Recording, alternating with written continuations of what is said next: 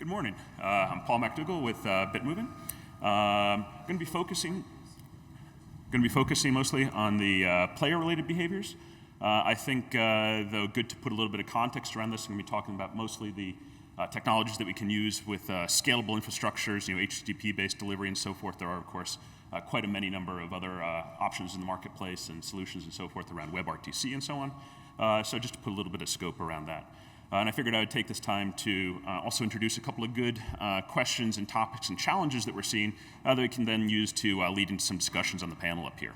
So, looking at some of the player-side objectives that we have, there really are some different use cases that have different priorities around this. I think it's important to distinguish, obviously, around sports use cases, where we're looking at the kind of the gold standard of that being the broadcast latency. And then there are also use cases that we have that are, for instance, like gambling, like horse racing or esports. These have slightly different priorities because really when we're looking at that sports situation, it's not so much that we need to have the lowest latency possible, it's that we want to have the latency that's the same as our neighbor. We don't want to have that experience spoiled by somebody cheering for a goal or a touchdown or what have you before you're able to see that. Likewise, you also don't want to have somebody else who's, for instance, watching that in an OTT environment, spoiling that for a broadcaster. So that use case is really about making sure that everybody has that same shared social experience around watching that entertainment. Conversely, situations like gambling, like horse racing, which is one of the biggest drivers that I've actually seen for this, is to make that latency as low as possible, make that as close to real time. And in fact, you can't really have a situation where you have introduced additional latency, even if every other viewer is watching that, because somebody can always get information that can be used out of a venue to inform betting practices or something along those lines. I've even heard some stories of people flying private drones near horse races to get their own low latency feed that's lower latency than the broadcast feeds around that.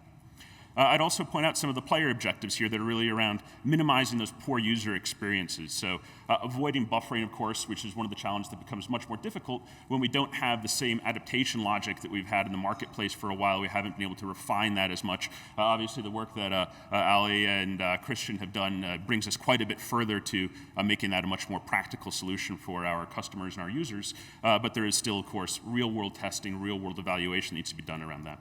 I'd also distinguish that from the audio and video glitching that we can get into that experience, which is different from buffering here. We are doing new things with the latency here, especially when we're going for target latency, that mean that we're not necessarily worried about buffering, but we're worried about these experiences that we get when we start to change the playback speed or we choose to drop frames to try and achieve that target latency, which is really what things like the low latency CMAF do.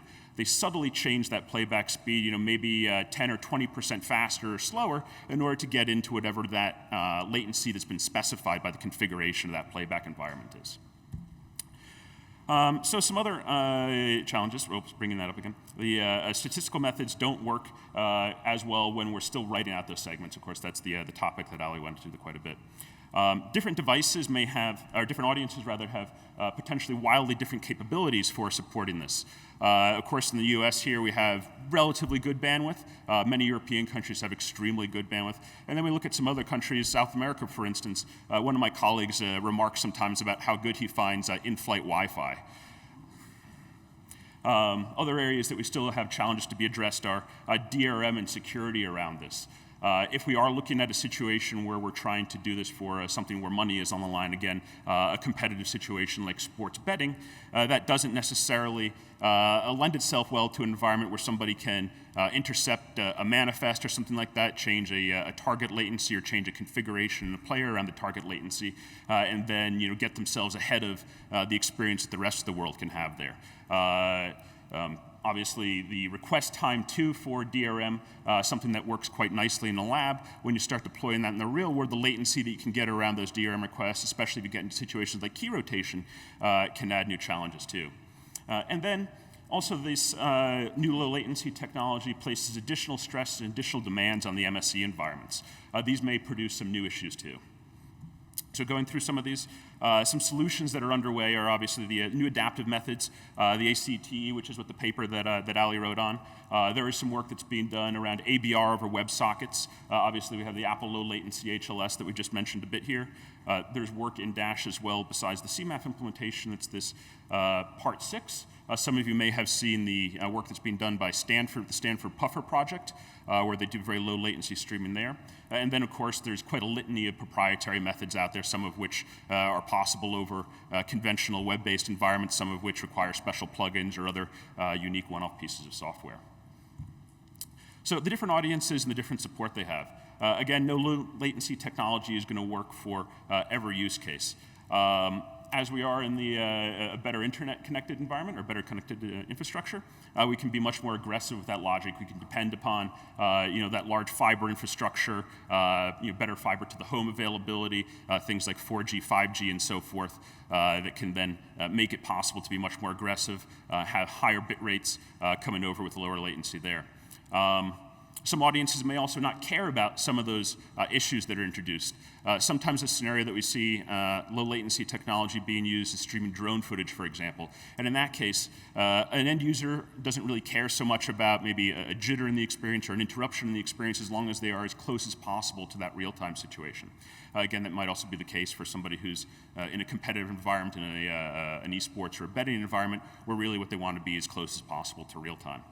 And then I'd say that what's really important here is that we start collecting as much data as possible and understanding just how aggressive we can be, and also not just for broadly for the technology, but for each of you as you provide content to your customers, understanding just how aggressive you can be with that latency for your specific audience, because those audiences will vary so much in both their tolerance for the issues as well as their ability to have that low latency experience at either a high bit rate or have to have it at a lower bit rate to get that low latency down to the targets. Security also remains a large issue of unknown. While these technologies do technically support DRM, DRM does add a new wrinkle to it. It does add new complexity. The DRM servers may run into challenges when we start seeing these requests being required in a much more timely manner than they used to be. And there's also no way to enforce that latency on these clients. So if you are in a situation where you want to mandate a consistent latency, you don't really have the ability to do that in a way that you can depend on, such that a user could not override that if they were sufficiently capable of manipulating that environment. And then the device support, again, is kind of that last little topic that I wanted to bring up there. Not all MSC implementations are identical. We can see different implementations having a different quality of support for different levels of aggressiveness. And I think many of you here have deployed applications into smart TVs and can probably attest to the wide variability in the MSC implementations there.